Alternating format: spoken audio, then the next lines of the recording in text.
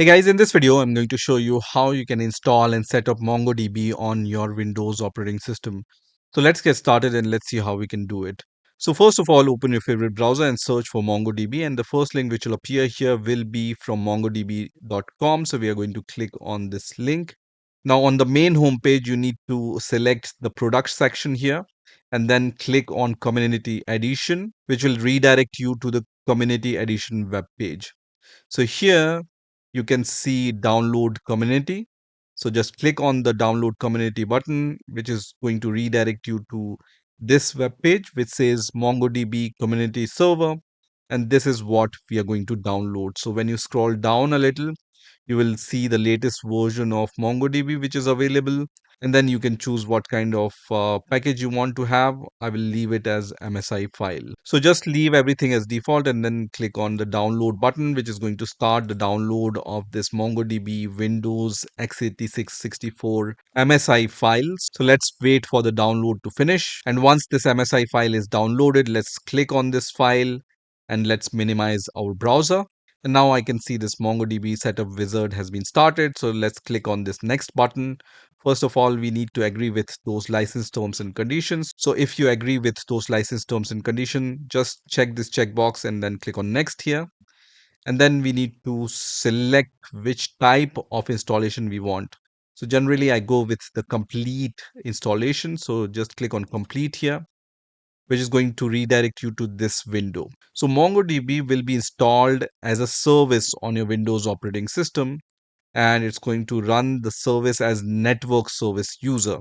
So if you don't have the good reason to change this setting, just leave it as default. And we can also see the service name will be MongoDB, and the data directory of MongoDB will stay in this path, and the logs directory will be this path. So I'm okay with all those default locations. So I'm going to click on the next button, and then on the next window, you will see this kind of MongoDB Compass window. So if you don't know, MongoDB Compass is the official graphical user interface for MongoDB, using which you can query and manage your MongoDB using a graphical user interface tool.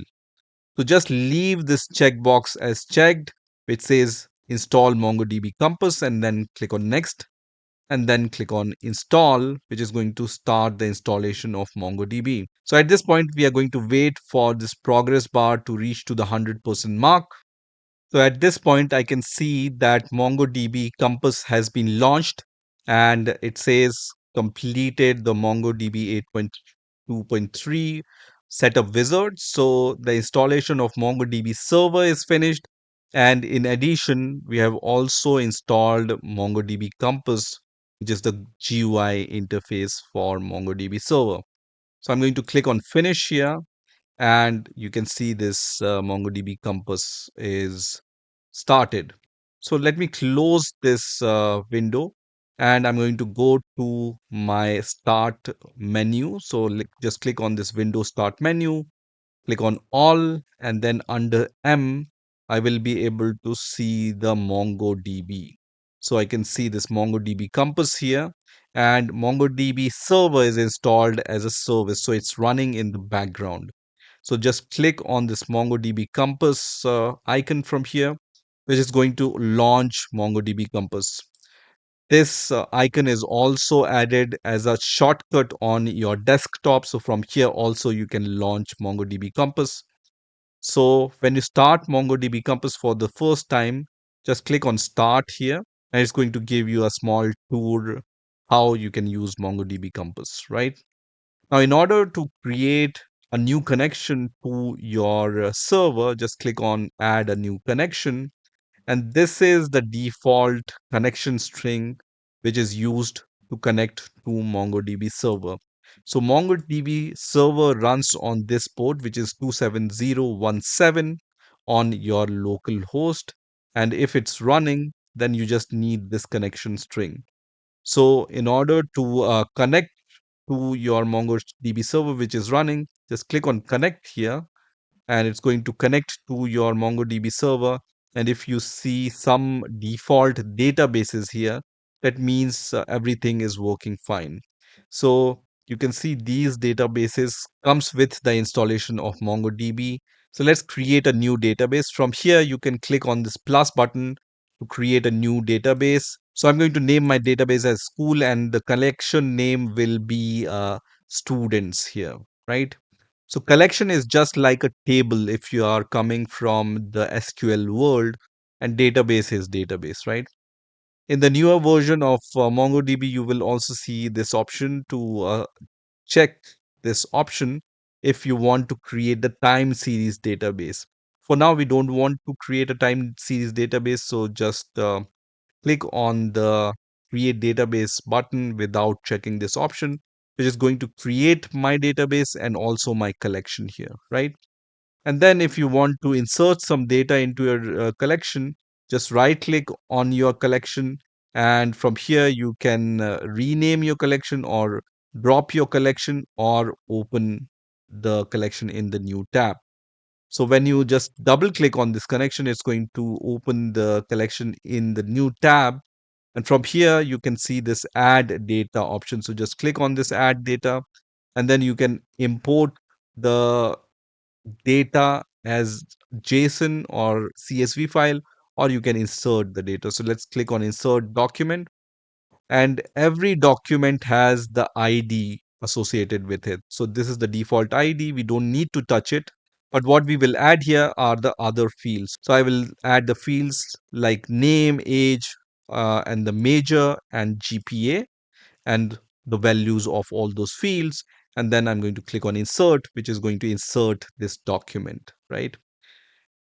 Also, you have the aggregates tab here. You can run some aggregations on your collection using this aggregation tab. Also, you can see the schemas here and then indexes. So right now, there is no special index, just the normal regular ID is used as the unique property here. Now, if you want to open the MongoDB shell using this MongoDB Compass, you have this option here. So just click on Open MongoDB Shell, and it's going to open the MongoDB shell in the new tab. So you can use it similar to any MongoDB shell which you can run on your command prompt or your terminal, and it has given me already this command which is db students, and we want to run the find command. But if you notice, it's running on the test database, which is not present in my server, right? So if I run this command, it's going to not give me any result because this is a test database which is in use. So we need to use the school database. So just give this command which says use school, and then give a semicolon and then press enter. And if you see school here, then that means we have switched to the school database. And from here, we can run this query command, which is db. The collection name is students dot find.